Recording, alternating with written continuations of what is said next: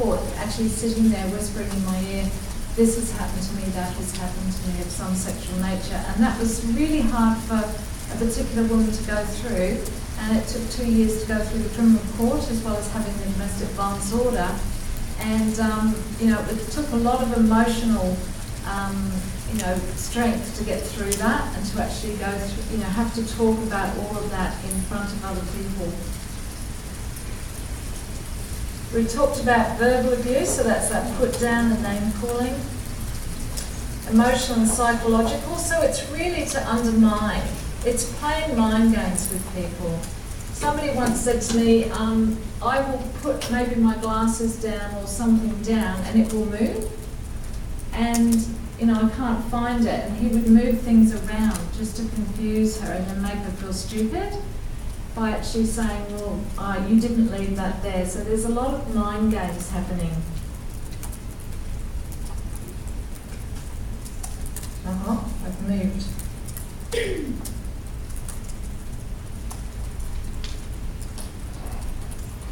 Sorry, I think I'm going backwards. Might need some help.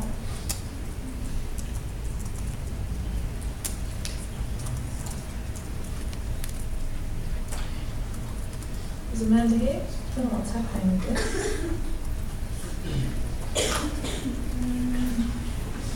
I just want to go forward.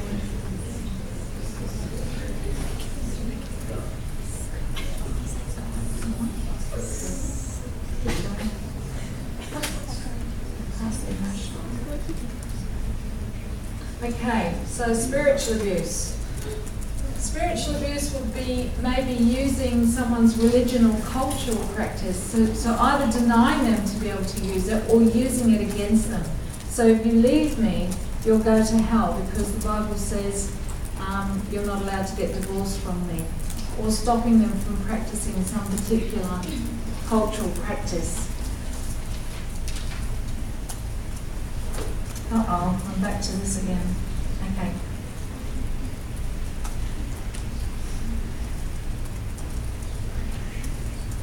So financial abuse or economic abuse under the legislation, what would that look like? Any ideas? Yeah? Taking your partner's money and using it on stuff or forcing them to use it on stuff they don't wish to purchase. That's right. So even to the point where one lady said to me, I'm only allowed to have like $100 to go and buy the shopping for the week, and then when I get home he goes through the shopping bill and then accuses me of not putting the right food on the table. So really controlling the finances or getting them to claim benefits that they're not necessarily entitled to at Centrelink, and then threatening them after they've been claiming them that they will then report them to Centrelink, and I've actually seen where that's taken place. And they have been reported and have to pay that back. So financial abuse is again about controlling, so not letting somebody have money to spend and stopping them from being able to maybe go for a coffee with friends or buy clothes. A lot of the women will say, I have to go to second-hand stores. Some women will talk about not being allowed to be more than 47 kilos, so having to get on the weighing scales every single day and weigh in, not allowed to put on any extra weight. To only be able to be dressing in clothes that don't look so good when they leave the home, and then when they're in the home they have to wear kind of sexy clothes. So really controlling the person to the point that they cannot be allowed to do anything themselves without asking permission. Oh, I'm back on it again.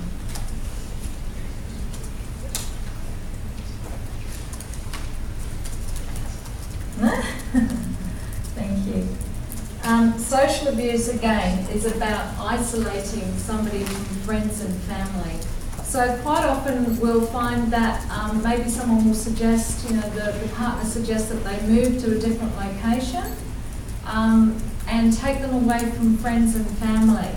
So we'll be telling them that your parents are no good, all they want to do is separate us, it's you and I against the world, or your friends, they're no good. So trying to isolate them and keep them away from friends and family so that they can't have that support because they're so afraid that the person is going to leave them. So So it's social isolation. Another thing that quite often I'll see or hear is that maybe there's an event happening, they're going to go out for the night, she gets dressed up, they're going to go, and then he'll make sure that some argument happens so that she's not able to attend or they can't go. And quite often that insecurity when they go out, so you stay beside me, you don't leave me, and you stick with me the whole time. So really controlling them in those social environments. Thank you. Okay. This one is a huge one. So what do you think? What would be some of the things that I could do? So yeah, I could send abusive text messages. Can you think of anything else that I could do with the internet? Sorry? Facebook. I do a whole teaching called Safety in the Digital World, and it's huge. So Facebook, I could probably break into your Facebook page. I've learned how to do that. It's not very hard. If you go onto, well, I shouldn't tell you where to go, but I could see an 11-year-old telling me how to break into someone's Facebook page. What else could I do with the internet? Yeah? Post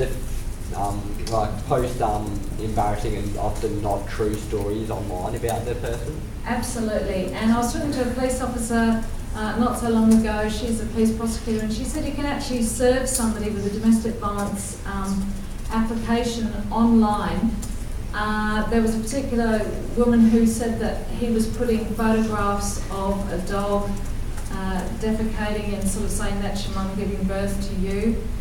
So that abuse was monitored, and that was then put into the application.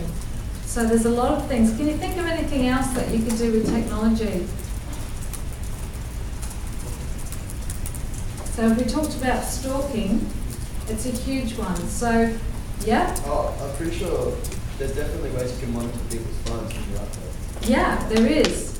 It's quite amazing that you can actually, I had a lady come in the other day, she was sitting in the counselling room, she got a phone call and he said, I know you're sitting in Scope and I know you've been to the police station. So there's applications such as Find a Friend, Four Corners, Find My Phone, all of those things can track where you're walking, where you're going and what you're doing. There's spyware that can be put on your phone. One of the new trends that we're starting to see now is where someone is being served with a domestic violence application as a respondent, but they actually didn't send the text messages or the emails to the person who is supposed to be the aggrieved. And they're coming from interstate. So it's quite huge trying to track down spoofing of emails, spoofing of text messages that can disappear after so many minutes. So then you've got no evidence. So this is a whole new thing. Someone came with tracking devices that were put on the car, but of course once you'd found them and brought them in, fingerprints were all over them, so they weren't of much use.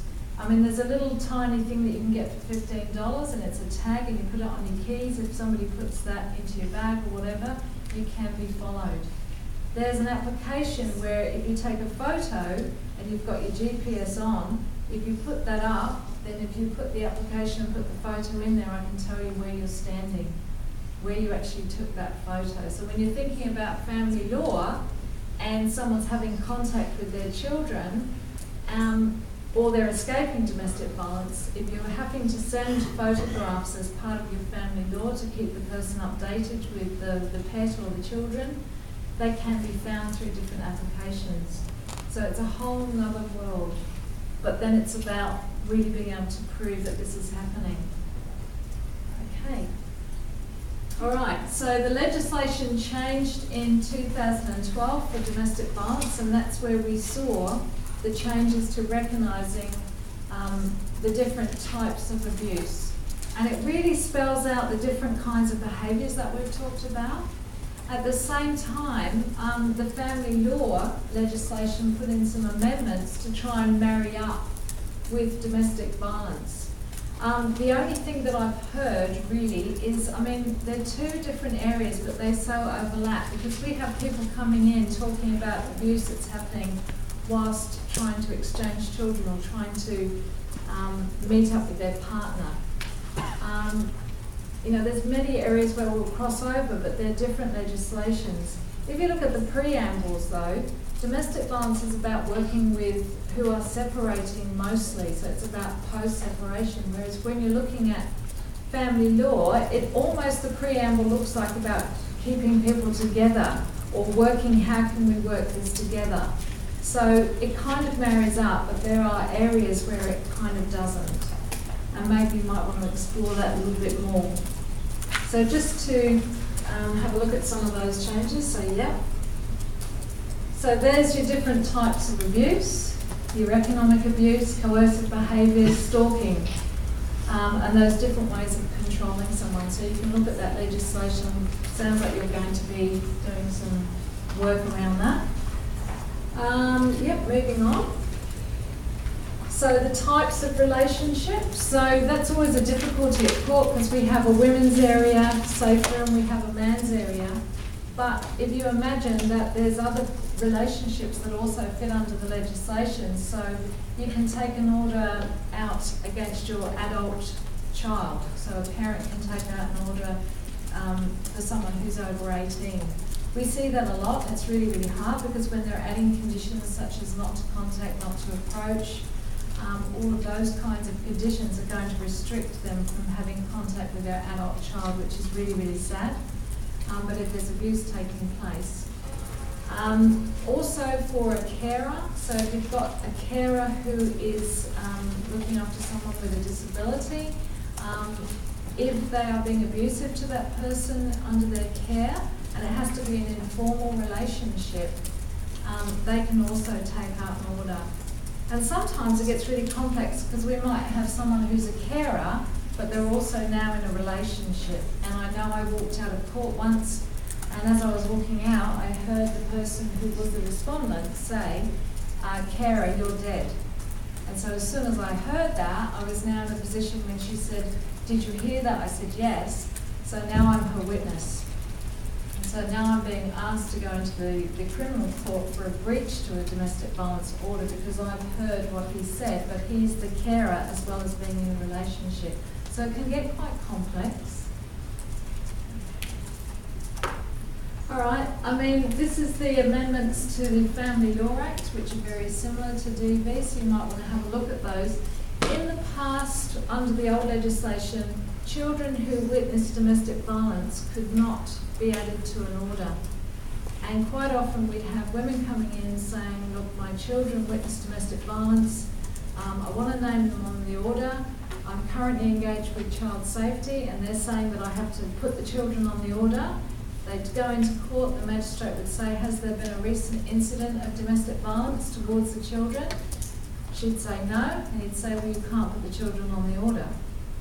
But the fact is that when children witness domestic violence, that has a huge impact on them, and that's that vicarious trauma. So under the new legislation, children can now be added if they witness, if they, let's say they're in the house where the abuse is taking place, they can still be added to an order. And so we're really pleased that, you know, the legislation is recognising abuse towards children. Yep, and that's just those changes also which we saw in the other legislation. So you might want to have a look more about that. Sometimes I think one of the hardest things I see is where someone will do their own application, add the children as named people because they witnessed abuse, and then as they go into court, I can hear the respondent's solicitor trying to bargain off the children being added to the order. We will consent to the making of an order if you take the children off.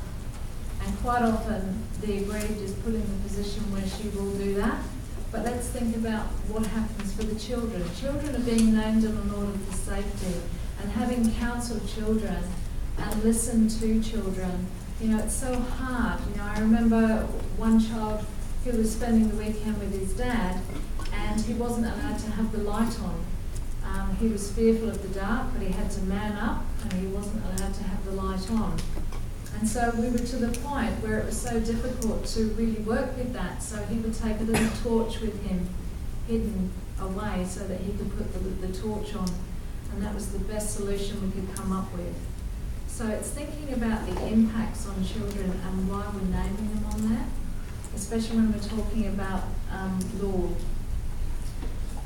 Okay, the cycle of abuse. Has anyone here seen the cycle of abuse before? So when we're talking to people, we talk about the cycle of abuse. And the problem is that if everybody keeps doing the same thing, it goes round and round and nothing changes. So you get that explosion, and that'll be that abuse that takes place. And then it's the remorse phase. I'm so sorry, because obviously they don't want them to leave. I'm so sorry, I'll never do it again. And then it's that sort of pursuing the person. If the woman then says, oh, okay, and they'll say, look, I'll go to counselling, I'll do whatever it takes, you know, it was only that if you hadn't have done this, I wouldn't have gone angry, I love you, we can work it out. And so they'll move into that honeymoon phase where everything's wonderful for a while, and then it's what they will often describe as walking on eggshells. So they can start to feel that everything they're doing is wrong, I'm going to be in trouble soon, I can feel the tension building. There's that build-up phase, that standover phase, and then the explosion happens again. And people go round and round and round in this cycle. And so when we're addressing people and talking to them, we ask them, you know, where do you think you are on this cycle of abuse? Where do you think a perpetrator of abuse might be when they come to court? Have a guess, yeah? Remorse phase. The remorse phase, absolutely. I quite often will see, sometimes I've had to go down and talk to some of the guys and talk to them about what their options are in court. And they will quite often be crying or really, really upset because now they're faced with a situation where they're going into court, they're possibly going to lose this relationship. And also, if you think about that low self-esteem, and I'm talking from a psychological perspective now, it's almost like if I don't value myself, but I prop myself up on the outside by what I try to pretend to be, then I don't want you to see how I feel about myself. So when I'm going into court, I feel exposed. I feel shamed, and I feel like I'm going to be seen for how I really think I am. One thing that I make sure that I do is that I believe that we all have value and worth, but it's our behaviour that needs to change. So when I'm talking to men or women, I'm addressing them with that human dignity and with that worth. There's the behaviour that needs to change. So, yep, cycle of abuse. If someone doesn't change, then nothing's going to change. And in fact, what we find is that the abuse gets worse and you end up missing half the cycle, because as it escalates, there's no more pursuit phase, there's no more honeymoon phase. So for me, that's high risk. These are some of the other tools that we use. So these are some of the tactics that people will use. You can easily, readily get these off the internet. So they're the Duluth model. So using intimidation, using emotional abuse, isolation, denying and minimise. If you hadn't have done that, I wouldn't have hit you. So who here thinks that I have the ability to make you angry? Could I make you angry? Yeah? Yeah? So if maybe I came in here and I started shouting and calling you names and carrying on, and so you would get angry, yeah? So who makes or what makes you angry? And this is sometimes what society teaches us, is that other people, you make me feel, but in actual fact, my body makes my feelings. I can choose. If I were you, I could say, Karen, if you speak to me like that, I'm leaving. Or, the fact is, it's your domain, so you could actually say to me, Karen, if you continue to behave like that, you can leave. So it's not like, we get the whole sense when I'm talking to someone who's abusing, is that they're actually saying, you made me do that, but you don't take the hand and start, So we have to take responsibility for our behaviour and our feelings and our opinions. So in the groups, that's what we're working on, is being accountable, taking responsibility for our own actions, our own thoughts, our own beliefs, and our own actions. Okay, we'll move on. The opposite is what we call an equal relationship, so it might be something you want to have a look at. And so when we're working with people, we're working towards what does an equal relationship look like. And that gives you a better idea of being honest and being, who thinks, does stress cause abuse? Who thinks yes? Yeah, so we've got quite a few. I mean, we could say that the way society is right now, you know, with the lack of employment and jobs,